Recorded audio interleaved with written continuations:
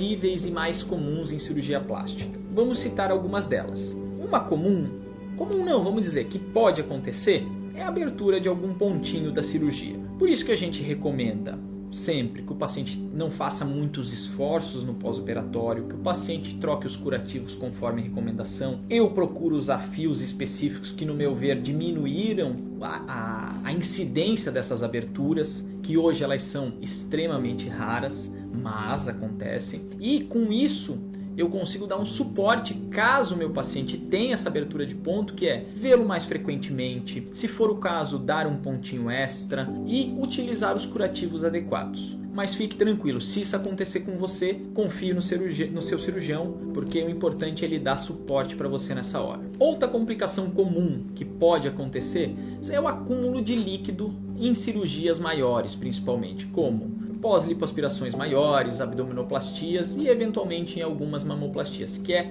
o tal do seroma. Bom, doutor, como é que é isso? Como é que a gente vai tirar esse líquido? Bom, não é nenhuma razão para desespero. Esses acúmulos de líquidos, eles acontecem principalmente em cirurgias maiores, e a solução dele normalmente é tranquila, que são a tal das punções, que normalmente o paciente já fica todo preocupado. Essas punções são tranquilas, desde que o cirurgião se preocupe com a paciente, faça um botãozinho anestésico ali antes de fazer a punção, que isso tudo traz mais conforto. E a gente esvaziando esse líquido de maneira seriada, normalmente ele tende a não se acumular mais e o paciente não ter mais esse incômodo e essa necessidade de punções seriadas. Sangramentos, doutor, é comum?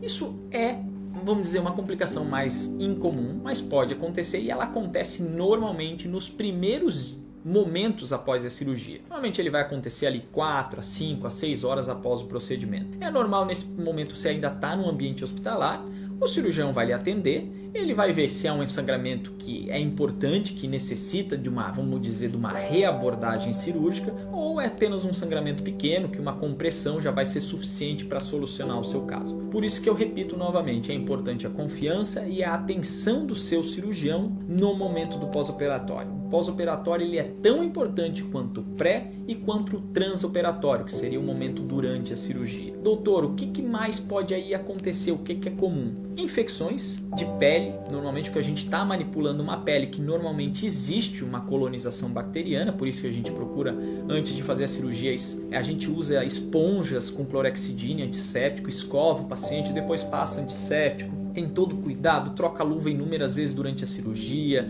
usa campos estéreis, descartáveis, que no meu ver isso é uma coisa bem interessante. Procura utilizar de todas as armas para que as infecções sejam minimizadas, mas mesmo assim, uma hora ou outra elas acontecem. E normalmente elas são infecções leves, com bactérias de comunidade, que o uso de antibióticos via oral em casa já são bem tranquilos e suficientes para resolver o problema do paciente. E doutor, e a tal da trombose? Isso pode acontecer? Como é que funciona? Realmente a trombose venosa profunda é sempre uma preocupação, principalmente em cirurgias mais longas. Vamos dizer que é o fantasma do cirurgião plástico, porque ninguém quer uma trombose. E o que é essa tal da trombose venosa, doutor? É quando se forma um coágulo na veia da perna, que pode acontecer desde que o paciente tem uma tendência, que são as tal das trombofilias, ou o paciente fica muito imóvel depois da cirurgia. E por isso que eu tomo todas as atitudes ditas profiláticas, que são atitudes que a gente toma para prevenir que eventualmente alguma coisa aconteça. Então todos os meus pacientes de cirurgia longa usam meia antitrombose, eles utilizam uma botinha pneumática que fica massageando a perna do paciente durante a cirurgia inteira e no quarto ainda durante a internação. É utilizado o anticoagulante injetável. Normalmente cirurgias maiores eu faço até 12 horas antes da cirurgia e já reinicio 7 horas após o término, e ainda vou fazer mais por um período domiciliar, quando o paciente, por mais que ele ande, ele ainda vai ter alguma restrição por dor, por dificuldade de locomoção. E sendo o quarto pilar o mais importante de profilaxia, vai ser o paciente mesmo, estimular a deambulação, ou seja, estimular o paciente a andar. Isso, no meu ver, é o mais importante no pós-operatório para a prevenção da trombose. Bom, doutor, mas eu tive uma trombose, e aí o que vai acontecer? Eu vou morrer.